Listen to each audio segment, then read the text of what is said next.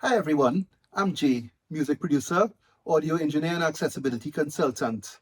And as a visually impaired music industry practitioner, I'm so excited to share with you today the Softube Console 1 system, which has been made fully accessible. So welcome to my studio. Let's dive right in and make some music. So I'm in Logic and I have a project loaded. It's a song by a girl I'm working with here, Alice Eid, a really nice singer here in the UK. And I'll be mixing the entire song using the Console 1 system. As you know, this system is completely accessible now, and the magic happens once I hit this on-screen display button. So I'm pressing it right now on the Console 1. Application, Console 1, System Dialog. In Console 1, System Dialog, content is empty. So now that I've turned on the on-screen display, I'm using the track selector buttons on the Console 1 feeder to move among the different tracks in the project. I should mention that I'm using both the Console 1 and Console 1 feeder. However, you can do everything with just the Console 1, but it's really nice having both units because I have the 10 feeders so that I can move really quickly. Here we go. I'm pressing the track selector buttons now, and you're going to hear the different tracks and the plugin that's loaded on each track. Selected track 1, kick, SL4000E. So it told me that I just selected track 1 and it's the kick, and the SSL 4000 is loaded on this track. Selected track 2, side stick, SL4000E. Selected track 3, hi-hats, SL4000E. Etc. I'm just going to go back to track 1 now. Selected track 1, kick, SL4000E. And I have the chorus of the song cycling. So once I press play, it will just keep looping the chorus. And I'll just be bringing up the faders one by one to get the mix up and running. And I'll be panning a few things and just basically getting a static mix right now. And in the following videos, I'll be showing you how I do some EQ, compression, effect sends, etc. We'll also look at some really nice features along the way, like copying track settings and grouping tracks and all that cool stuff. So I'm just pressing play now. I should mention one other thing. Once the transport is running and I start to get the track levels up, I'll be turning the on-screen display off, but I'll still be moving the faders, pans, etc. on the Console 1 fader. Reason I'm doing this is because I don't want VoiceOver to be speaking to me all the time while I'm mixing. So here we go. I'm pressing play now, and I'll just be getting basic track levels and pans up with the Console 1 fader.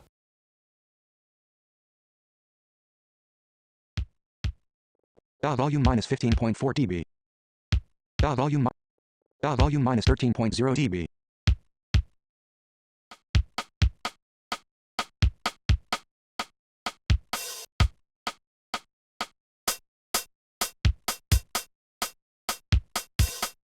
PN minus 43. PN minus 7. PN 0. Selected track 3, hi-hats, SL4000E. PN minus 23. PN minus 21. Volume minus 23.3 dB.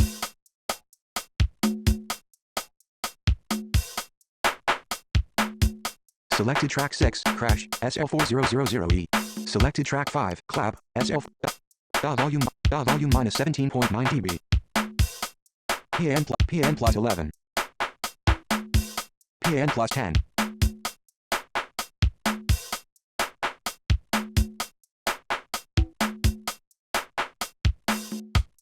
Okay, I'm turning the on-screen display off now, and I'm going to continue setting levels and pans using the faders and the rotary knob on the Console 1 fader.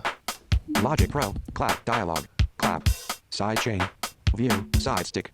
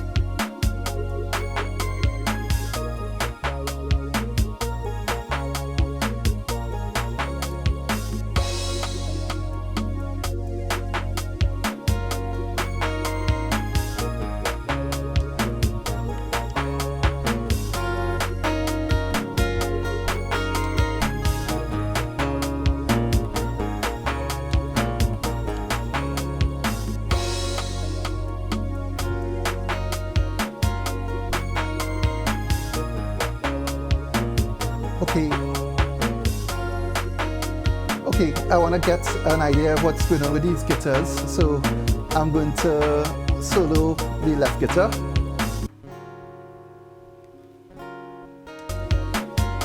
And so the right guitar.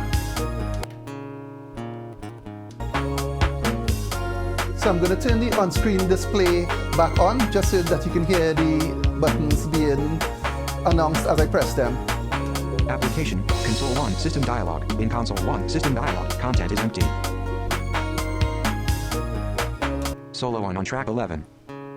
Solo off on track 11. Solo on track 12. Solo off on track 12. Let's bring in some vocals. I never hypnosis, you never know this. What's all about? Yeah, Some background vocals. Yeah, I see you're an old kid losing your focus on what's all about. Yeah, what's all about? Yeah, what's all about? About. Okay, so that's just a basic idea of how I'll go about getting the tracks, levels, and pans up. So let me show you training mode now. While I was setting the levels and pans, I turned the on-screen display off at some points so that I could concentrate on the music without hearing voiceover speaking to me. Now that I've done that, I want to kind of get an idea of some of the levels and pans that I actually did set. So with the on-screen display on, I'm going to select some of the tracks and I'm going to put console 1 into training mode. I'll then touch the controls, the faders and pans, and it will tell me the setting without actually changing it. When I want to use the faders and pans to again change the values, I'll just take it back out of training mode by pressing the display mode button. So the on-screen display is on now, so I'm just going to select a couple of the tracks and check their settings using training mode. Selected track 3, hi-hats, SL4000E. I know I panned the hi-hats a little bit, so let me go check the pan setting. Training mode. Pan -21. Pan -21. So I'm actually turning the rotary control for the pan, but as you realize, it's just reading the value, but it's not changing it. That's because I'm in training mode, and that's a great way to know exactly what your setting is without changing it. So I'm going to take it back out of training mode now. Default mode. And I'm going to now turn the rotary encoder again, and it will then change the value like it was before. PN -22. Okay, so I just changed it back to like -22 because I kind of like where it was there. I was able to set that with the on-screen display off. I just did it by ear, but I just went and checked it using training mode. And I have a mental picture of how things are set up, you know, where the levels and pans are, because training mode lets me know exactly where everything is. Let's check the guitars. Selected track 11, guitar left, SL4000E. Training mode. And I'm going to touch the pan. Pan -64. Okay, -64. So let's take it back out of training mode. Default mode. Let's check the second guitar, the guitar right. Selected track 12, guitar right, SL4000E. Training mode. And turn the rotary for the pan. Pan +63. Pan +63. So yeah, so the two guitars are panned hard left and right.